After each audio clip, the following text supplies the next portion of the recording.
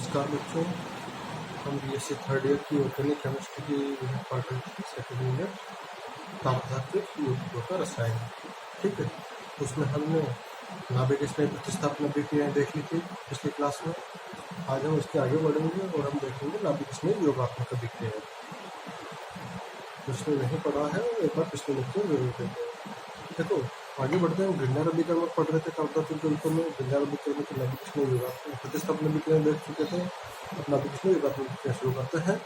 Grinder अभिकर्मक carbon oxygen double bond, carbon sulphur double bond, carbon nitrogen triple bond के साथ योगात्मक अभिक्रिया देता है। देखो कार्बन ऑक्सीजन मतलब समान डबल बॉन्ड है, लेकिन कार्बन कार्बन के बीच में नहीं है। विद्युत ऋणता का अंतर है दोनों के बीच में, कार्बन सल्फर के बीच में, कार्बन नाइट्रोजन के बीच में, ठीक है। तो ये बंध कौन सा होगा? ध्रुवीय बंध होगा।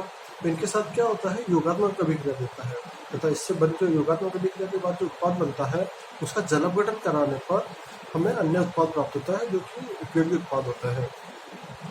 यहाँ इंपॉर्टेंट बात यह है, ध्यान देने वाली बात यह है कि ग्रिन्डर अभिकर्मक ध्रुवीय बहुबंधों पर आक्रमण करता है। ध्रुवीय बहुबंध मतलब कार्बन ऑक्सीजन डबल बॉन्ड, ये ध्रुवीय है, इसमें विद्युत ऋणता का अंतर है। कार्बन कार्बन डबल बॉन्ड ये ध्रुवीय होगा? नहीं, ध्रुवीय नहीं होगा। कार्बन कार्बन ट्रिपल बॉन्ड क्योंकि समान परमाणु के बीच से बना है ना, तो ये विद्युत ऋणी परमाणु जब कार्बन के साथ बहुबंधों के रूप में जुड़ा हो तो उसके साथ योगात्मक अभिक्रिया देते हैं। इनके उपयोग समझते हैं आगे, तो प्रमुख उपयोग है देखते हैं। यहाँ पर कार्बन ऑक्सीजन डबल बॉन्ड के साथ में यहाँ पर जो ग्रिन्डर अभिकर्मक है RMGX क्रिया करता है इससे, तो क्या होगा? देखो कार्बन ऑक्सीजन डबल बॉन्ड के बीच में, ये डबल बॉन्ड में ऑक्सीजन विद्युत ऋणी है, तो इस पर आंशिक ऋणावेश आ जाएगा, तो कार्बन पर क्या हो गया? आंशिक धनावेश हो गया। अब यहाँ पर ग्रिन्डर अभिकर्मक है, उसमें एल्किल ग्रुप क्या है? आंशिक ऋणावेशित है। तो ये ऋणावेशित एल्किल ग्रुप किस पर आक्रमण करेगा? धनावेश से जुड़ेगा। और जो धनावेशित MgX ग्रुप है वो कहाँ पे जुड़ेगा? ऋणावेशित ग्रुप पर जुड़ेगा, यहीं पर जुड़ेगा ना। तो देखो होगा क्या फाइनली इसमें, एक बार ये समझ लेते हैं। ये जो हमारा यहाँ पे देखते हैं एल्किल ग्रुप है, ये कहाँ पे जाएगा? कार्बन पर, यहाँ पर जाएगा। और जो ये MgX ग्रुप है ये कहाँ जाएगा? ऑक्सीजन पर जुड़ेगा। ये हमारा बेसिक कॉन्सेप्ट यही है, समझने वाली चीज़। इसको ये समझ में आ गई, उसको आगे पूरे न्यूक्लियोफिलिक एडिशन रिएक्शन समझ में आ जाएगी। तो देखते हैं कार्बन पर एल्किल ग्रुप चला गया, तो ये क्या हो गया? ये एल्किल ग्रुप कहाँ जुड़ गया? कार्बन पर। और ये MgX ग्रुप कहाँ था? ऑक्सीजन पर जुड़ेगा। MgX ग्रुप ऑक्सीजन पर जुड़ गया, ये प्राप्त हो गया। अब ये इंटरमीडिएट अवस्था या मध्य अवस्था प्राप्त हो गई, जिसका जल अपघटन कराने पर हमें उत्पाद प्राप्त हो गया। जल अपघटन करवाया तो क्या हुआ? देखो यहाँ पे समझते हैं। जल अपघटन में HOH यही होगा, H+ OH माइनस, ये जल अपघटन हुआ, इसका हुआ ना। तो यहाँ पर क्या हो गया? COH और R COHR तथा MgX और OH इससे जुड़ जाएगा। MgX से क्या क्या जुड़ जाएगा? हेलोजन जुड़ा है एक तो, और एक OH ग्रुप जुड़ा हुआ है, ये दोनों जुड़ेंगे ना, ठीक है। आगे बढ़ते हैं। इसी में नेक्स्ट रिएक्शन है carbon double bond sulphur, S group जुड़ा हुआ है, इसके वही ग्रिन्डर अभिकर्मक से भी क्रिया करवाते हैं। तो सेम प्रोसेस, एल्किल ग्रुप कहाँ जाएगा? कार्बन पर, और MgX ग्रुप कहाँ चला जाएगा? सल्फर पर। और जो उत्पाद प्राप्त होगा उसका जल अपघटन करवाने पर क्या प्राप्त होगा? हमें ये थायो एल्कोहल ग्रुप का प्राप्त होंगे। चलो ठीक है। नेगेटिव इसी तरह से C triple bond N last है, इस पर ग्रिन्डर अभिकर्मक की अभिक्रिया करवाते हैं, तो वापस वही एल्किल ग्रुप कहाँ चला जाएगा? कार्बन पर। और MgX कहाँ चला जाएगा? नाइट्रोजन पर। इस पर जल अपघटन करवाते हैं तो क्या प्राप्त होता है? हमें कीटोनिक ग्रुप या एल्डिहाइड ग्रुप प्राप्त होता है, ठीक है। अब इसको उपयोग इसके ढंग से समझते हैं, डीपली स्टडी करते हैं, देखते हैं आगे। देखो एल्कोहल के संश्लेषण में, अब एल्कोहल के संश्लेषण में भी अलग अलग प्रकार के एल्कोहल बनेंगे। प्राथमिक एल्कोहल, द्वितीयक एल्कोहल और तृतीयक एल्कोहल। हम पहले देखते हैं यहाँ पर प्राथमिक एल्कोहल के संश्लेषण में। देखो एथिल मैग्नीशियम ब्रोमाइड ग्रिन्डर अभिकर्मक काम में ले रहे हैं, इसकी अभिक्रिया फॉर्मेल्डिहाइड से करवाएंगे। तो फॉर्मेल्डिहाइड में क्या होगा? कार्बन HCHO यही होता है। ये डबल बॉन्ड कहाँ पर चला जाएगा? ऑक्सीजन पर। ऑक्सीजन पर क्या जाएगा? आंशिक ऋणावेशित। कार्बन पर क्या हो जाएगा? आंशिक धनावेशित। यही हो गया। ग्रिन्डर अभिकर्मक है, इस पर एल्किल ग्रुप क्या होता है? आंशिक ऋणावेशित। और मैग्नीशियम ग्रुप पर आंशिक धनावेश। अब ये ऋणावेश कहाँ पे जुड़ेगा? कार्बन के धनावेश पार्ट से जुड़ेगा। और ये जो धनावेश भाग है ऋण कर्म का, ये कहाँ पे जुड़ेगा? ऋणावेशित भाग से जुड़ेगा, नहीं जुड़ेगा ना। तो देखो क्या होता है, जब HCH तो पहले थे धनावेशित था, तो यहाँ पर एक और एल्किल ग्रुप जुड़ गया C2H5। और ये जो ऑक्सीजन था इसके साथ में कौन सा ग्रुप जुड़ गया? Magnesium halide, magnesium bromide, magnesium bromide हो गया। अब इसका जल अपघटन करवाता है, जल अपघटन करवाया तो क्या प्राप्त हुआ? HOH। यहाँ पे जल अपघटन करवा दिया तो हमें क्या प्राप्त हुआ? 1 प्रोपेनॉल प्राप्त होता है। तो ये 1 प्रोपेनॉल प्राथमिक एल्कोहल है, यही हुआ ना। चलो आगे देखते हैं इसी को। प्राथमिक एल्कोहल का एक और विधि है ऑक्सीडेशन से। CH2 दोनों ऑक्सीजन से जुड़े हुए हैं। इसकी ग्रेनारम से क्रिया करवाते हैं तो क्या होगा? कहीं पर भी ये यहाँ पर इस बॉन्ड के इलेक्ट्रॉन यहाँ चले जाएंगे, माइनस डेल्टा प्लस डेल्टा। यहाँ पर ऑलरेडी माइनस डेल्टा है, यहाँ पे प्लस डेल्टा है। तो ये वाला पार्ट कहाँ जाएगा?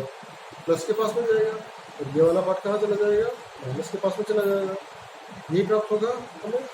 तो इसका जल अपघटन करवाएंगे HOH, तो हमें क्या प्राप्त होगा? 1 ब्यूटेनॉल प्राप्त होगा। ये उत्पाद प्राप्त हुआ। चलो आगे बढ़ते हैं। द्वितीयक एल्कोहल कैसे प्राप्त होगा? द्वितीयक एल्कोहल के लिए क्या होगा? हमने वहाँ पे फॉर्मल्डिहाइड से तो क्रिया करवाई थी प्राथमिक एल्कोहल के लिए। द्वितीयक एल्कोहल के लिए एसिटाल्डिहाइड से क्रिया करवाते हैं। वही एथिल मैग्नीशियम ब्रोमाइड लेते हैं ग्रीन के रूप में, उसकी एथिल मैग्नीशियम ब्रोमाइड से क्रिया करवाते हैं, तो उसको भी समझते हैं। आंशिक ऋणावेश आ जाएगा, इस पर आंशिक धनावेश आ जाएगा। ग्रीन का ये वाला पार्ट आंशिक ऋणावेशित है, ये वाला पार्ट धनावेशित है, समझते हैं। ये वाला पार्ट कहाँ चला जाएगा? कार्बन पर। और मैग्नीशियम ब्रोमाइड ऑक्सीजन पर। देखो ये कार्बन पर चला गया तो ये क्या हो गया? C2H5 यहाँ पर जुड़ गया, CH3CH C2H5O MgBr। इसका जल अपघटन करवाता है HOH, हमें क्या प्राप्त होगा? 2 ब्यूटेनॉल क्या है? द्वितीयक एल्कोहल है। नेक्स्ट लेते हैं तृतीयक एल्कोहल। पहले प्राथमिक एल्कोहल के लिए फॉर्मल्डिहाइड लिया, द्वितीयक एल्कोहल के लिए क्या लिया? एसिटाल्डिहाइड। और तृतीयक एल्कोहल के लिए क्या लेंगे? कीटोन लेंगे, एसीटोन ले लेते हैं अभिक्रिया में। एसीटोन की विक्रिया एथिल मैग्नीशियम ब्रोमाइड से करवाते हैं, वापस वही विधि। यहाँ पर क्या जाएगा? आंशिक ऋणावेश और यहाँ पर आंशिक धनावेश। ये क्या है? ऋणावेशित है और ये वाला पार्ट धनावेशित है। तो C2H5 जो एथिल ग्रुप है वो कहाँ जुड़ेगा? कार्बन पर जुड़ेगा। और मैग्नीशियम ब्रोमाइड ऑक्सीजन पर जाकर जुड़ेगा। ये प्राप्त होगा इसके बीच में, तो जल अपघटन करवाएंगे HOH। ये क्या प्राप्त होगा? 2 मेथिल 2 ब्यूटेनॉल। ठीक है, ये हमें उत्पाद के रूप में प्राप्त होता है। नेक्स्ट समझते हैं। सेकंड है एल्डिहाइड संश्लेषण। एल्डिहाइड संश्लेषण में मेथिल मैग्नीशियम ब्रोमाइड लिया हमने ग्रीन विकर्ण के रूप में। इसकी क्रिया किससे करवाते हैं? HCO C2H5 से करवाते हैं। तो इससे क्या होगा? देखो फिर देखते हैं। यहाँ पर आंशिक ऋणावेश आ जाएगा, यहाँ पर धनावेश आ जाएगा। यहाँ पर क्या था? ऋणावेश और यहाँ पर धनावेशित भाग है। तो ये मेथिल ग्रुप कहाँ जुड़ जाएगा? कार्बन पर। और मैग्नीशियम ब्रोमाइड यहाँ से लेते हैं, यहाँ पे जोड़ देते हैं ऑक्सीजन पर। इसका जल अपघटन करवाएंगे तो क्या प्राप्त होगा? एसिटाल्डिहाइड प्राप्त होगा। इसी प्रकार हाइड्रोजन साइनाइड से क्रिया करवाएंगे। एक बार देखते हैं, हाइड्रोजन साइनाइड से क्रिया करवाते हैं। हाइड्रोजन साइनाइड से क्रिया करवाएंगे तो क्या प्राप्त होगा? एक सेकेंड, इसको समझते हैं दोबारा। मैं कुछ हाइड कर रहा हूँ यहाँ पर। मेथिल मैग्नीशियम ब्रोमाइड की हाइड्रोजन साइनाइड से क्रिया करवाते हैं। यहाँ पर क्या होगा?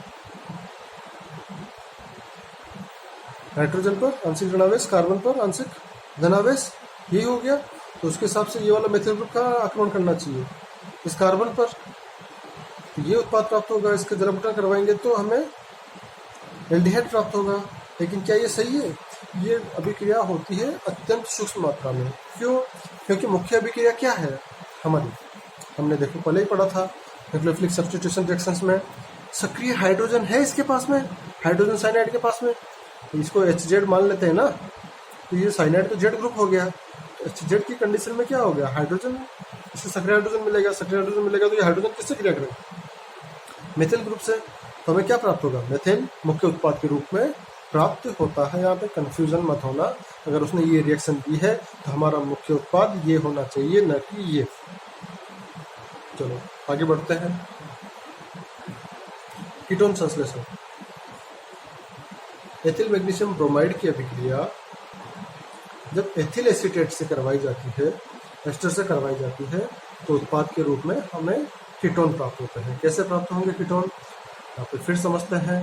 ये ऑक्सीजन है, इसके पास माइनस ऋण आवेश, यहाँ पर आंशिक धनावेश, इसके ऊपर आंशिक ऋण आवेश। यहाँ पर एथिल ग्रुप के पास क्या है, एथिल ग्रुप के पास कौन सा चार्ज है, आंशिक ऋणावेशित, और मैग्नीशियम के पास आंशिक धनावेशित। अब ये ऋणावेशित पार्ट कहाँ जुड़ेगा, धनावेश पर, और ये धनावेशित पार्ट कहाँ जुड़ेगा, ऋणावेश पर। तो हमें यहाँ पर ये उत्पाद प्राप्त होगा जिसका जलावटन करवाने पर क्या प्राप्त होगा, ब्यूटेनॉल प्राप्त होता है। नेक्स्ट है हमारा कार्बोक्सिलिक अम्ल का संश्लेषण। जब मेथिल मैग्नीशियम आयोडाइड ग्रिंजर विकल्प के रूप में काम में लेते हैं, उसकी अभिक्रिया कार्बन डाइऑक्साइड से करवाते हैं, तो वापस वही रिएक्शन है, वही अभिक्रिया है। यहाँ में हमें ये उत्पाद प्राप्त होता है जिसका जलावटन कराने पर एसिटिक अम्ल प्राप्त होता है। देखो ये माइनस डेल प्लस डेल, ये प्राप्त होगा आंशिक धनावेश आंशिक ऋणावेश। किसी पर भी एक पर ले लेते हैं तो उस कंडीशन में क्या होगा, इसको यहाँ पर समझने के लिए C इस तरह से समझते हैं ताकि हम इसी फॉर्मेट में आगे बढ़ जाए। तो यहाँ पर क्या हुआ कि आंशिक ऋणावेश, यहाँ पर धनावेश, तो यहाँ पर माइनस मेथिल ग्रुप पर आंशिक ऋणावेश था और मैग्नीशियम ग्रुप आंशिक धनावेश था। ये ग्रुप कहाँ चला गया, धनावेश पर, और जो धनावेश ग्रुप था वो कहाँ जाएगा, ऋणावेश पर, यही जाएगा ना। हमें ये उत्पाद प्राप्त होगा, इससे यही बनेगा, और इसका जलावटन करवाने पर एसिटिक अम्ल बनता है। तो इसमें इस कार्बन से तो मेथिल ग्रुप जुड़ जाता है, ऑक्सीजन से magnesium halide, magnesium iodide group जुड़ जाता है, जिसका जलावटन करवाने पर हमें एसिटिक अम्ल प्राप्त होता है, HOH एसिटिक अम्ल प्राप्त होता है। नेक्स्ट आगे बढ़ते हैं डाइथायोइक अम्ल से। इसका संश्लेषण कैसे करते हैं, कार्बन डाइसल्फाइड से अभिक्रिया करवाते हैं, सेम कार्बन डाइऑक्साइड की तरह ही है, और इसका जब जलावटन करवाएंगे तो डाइथायोप्रोपियोनिक अम्ल प्राप्त होता है। इसके बाद जो नेक्स्ट रिएक्शन है सल्फिनिक अम्ल, सब सेम ही प्रोसेस है, अलग कुछ भी नहीं है। अम्ल का संश्लेषण करवा रहे हैं, कार्बन की जगह केवल सल्फर आ रहा है। यहाँ पर एथिल मैग्नीशियम ब्रोमाइड की सल्फर डाइऑक्साइड से अभिक्रिया करवाते हैं, यही वापस ये आंशिक ऋणावेशित और ये आंशिक धनावेशित। ये वाला पार्ट जो ऋणावेशित पार्ट है वो सल्फर पर जाएगा, और मेथिल मैग्नीशियम मैग्नीशियम ब्रोमाइड ऋणावेश पर जाएगा। इसका जलावटन करने पर एथेन सल्फेनिक अम्ल प्राप्त होता है। चलो बच्चों, हमारा आज की यूनिट यहाँ पर खत्म हुई। उसके बाद जो नेक्स्ट कुछ रिएक्शन बच रही है अभी, इसकी भी करने की, उसे नेक्स्ट लेक्चर में कंप्लीट करेंगे। Thank you.